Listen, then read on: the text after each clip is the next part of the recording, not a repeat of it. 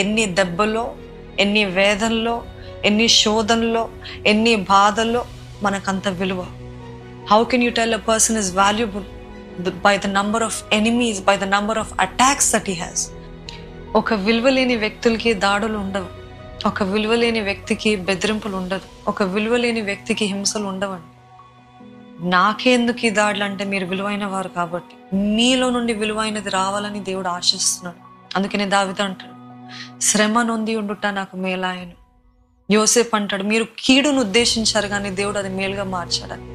కొరింథీయులకు రాసిన 2వ పత్రిక 12వ అధ్యాయము 10వ వచనంలో ఈ రీతిగా ఉంటుంది, నేనెప్పుడు బలహీనున్నో అప్పుడే బలవంతుడను కనుక క్రీస్తు నిమిత్తము నాకు కలిగిన బలహీనతల్లోనూ, నిందల్లోనూ, ఇబ్బందుల్లోనూ, హింసలోనూ, ఉపద్రవంలోనూ నేను సంతోషించుచున్నాను.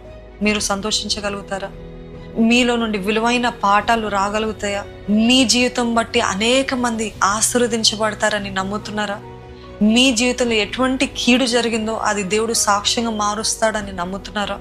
అవన్నీ చేస్తాడండి దేవుడు.